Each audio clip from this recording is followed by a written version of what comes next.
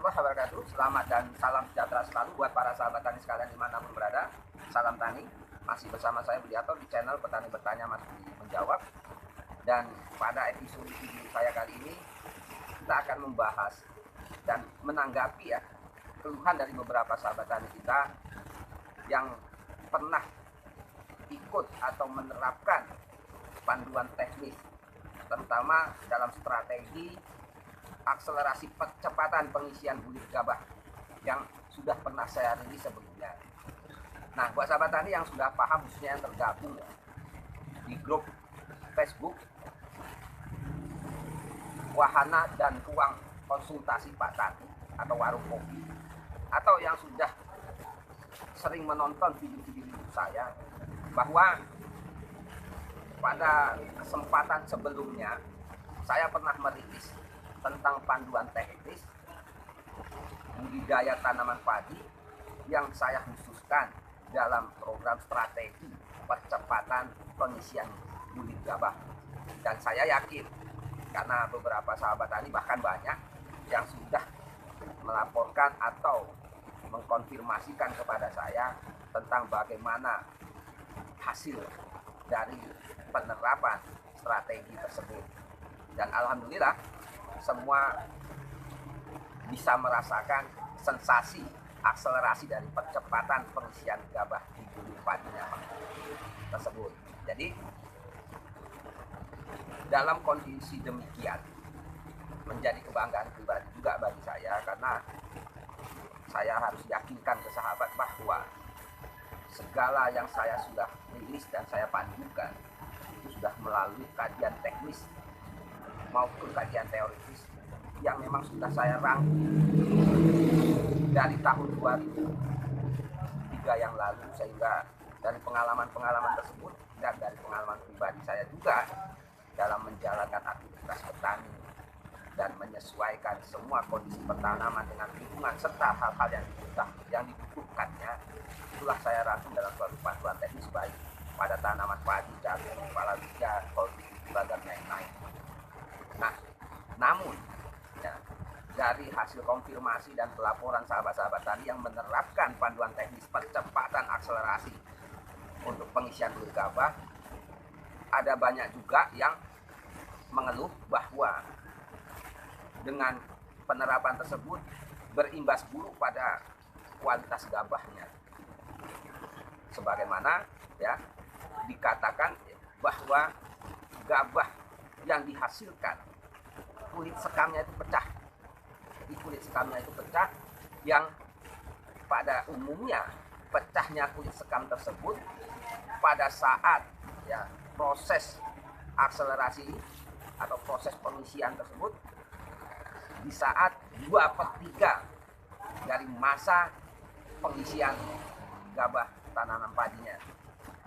Karena itu meski kulit sekamnya pecah, namun tidak menimbulkan atau tidak berimbas pada munculnya jamur mustilago, mengingat pecahnya kulit sekam pada saat bulir sudah menua atau 2/3 sebelum panen, 2/3 dari masa perkembangan gabah itu maksudnya.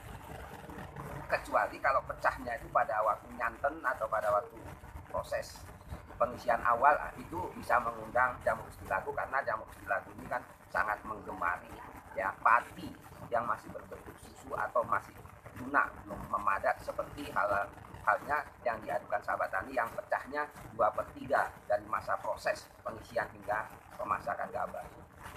Nah, saya yakin dan percaya, saya tanya kembali ke mereka bahwa setelah ditelusuri, ternyata sahabat-sahabat tani kita yang mengeluh tersebut memang tidak mengikuti panduan saya secara baku dari awal pertanaman sampai akhir. Nah, karena itulah apabila memang panduan itu diikuti, khususnya panduan yang pernah saya rilis tentang produktivitas 10 ton padi per hektar tadi, insya Allah resiko pecahnya kulit gabah itu tidak akan terjadi, karena kita sudah menerapkan panduan aplikasi nutrisi sesuai kebutuhan tanaman mulai dari awal pertanaman, dan dengan kondisi tersebut maka akan terjadi perimbangan antara percepatan tumbuh dengan ya perlindungan tanamannya, baik perlindungan secara fisiologis maupun secara morfologis. Nah, karena alasan-alasan tersebutlah maka saya tidak mau ambil resiko, karena saya yakin ke depannya hal-hal seperti ini akan terulang, mengingat tidak semua petani juga bisa mengikuti panduan yang saya tulis, mengingat faktor ekonomi maupun faktor keberadaan daripada bahan-bahan yang saya sarankan, khususnya produk-produk dari saprotan utama Pak Tani yang memang belum terdistribusi merata di semua sentra daerah maupun sentra pertanaman.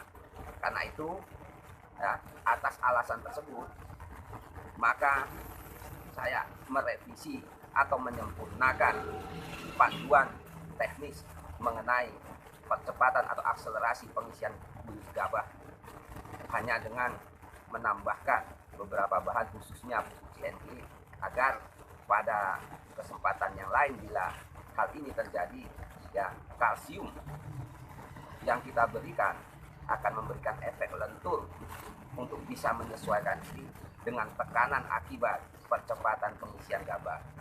Nah, karena itulah ya, sahabat tani, akan saya tunjukkan beberapa pertanyaan atau keluhan petani sebagaimana yang saya akan gambarkan pada diagram berikut yang sudah saya rangkum dari keluhan dari beberapa petani, dan inilah yang menjadi dasar saya untuk merubah atau menyempurnakan panduan teknis percepatan pengisian.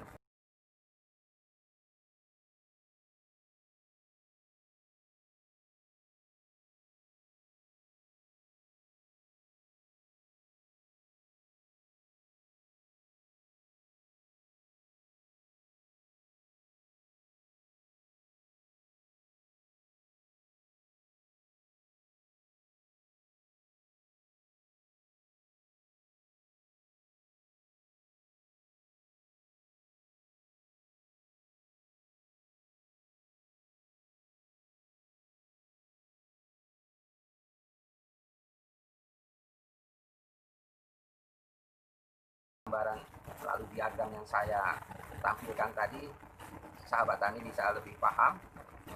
Karena apa? Dari pertanyaan-pertanyaan sahabat tani atas keluhannya tersebutlah maka menjadi dasar saya untuk merevisi dan menyempurnakan panduan yang akan kita berikan untuk para sahabat tani yang memang tidak bisa mengikuti pola panduan saya dari awal pertanaman. Ya, jadi ada pertanyaan lagi yang tadi di diagram bahwa apakah ada pengaruhnya sama produktivitas.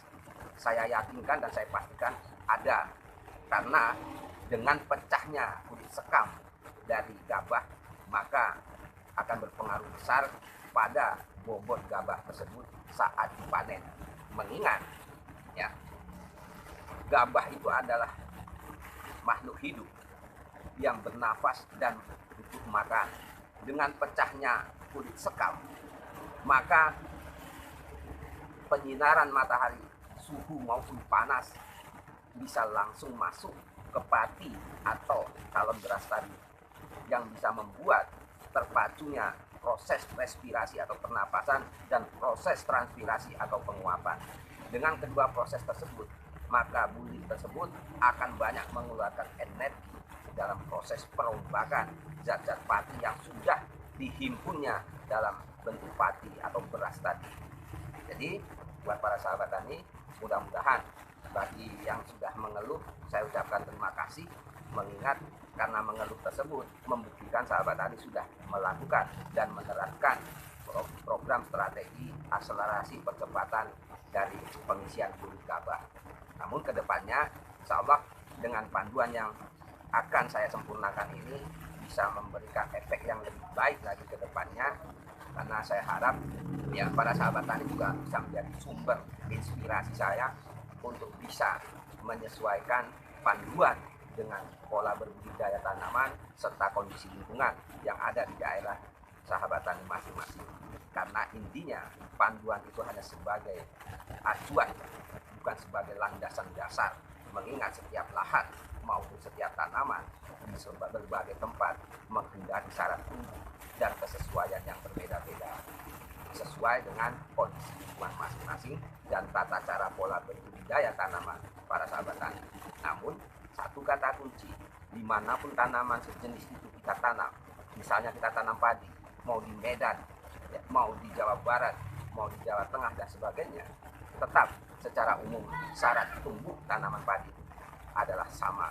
Yang membedakan adalah kondisi ketersediaan syarat tumbuh yang ada di lingkungan masing-masing, baik berupa lahan, cuaca, maupun ketersediaan hara serta perilaku masyarakat petaninya sendiri. Demikian saya Budi Harto. Namun sebelumnya ya, teman-teman nanti bisa simak perubahan dan penyempurnaan panduan yang sudah saya buat dari hasil revisi panduan sebelumnya pada gambar dan diagram yang akan saya sajikan di akhir daripada video saya. Saya Budi Harto dari Setabat Sumatera Utara. Salam tani, billahi taufiq wal hidayah. Wassalamualaikum warahmatullahi wabarakatuh.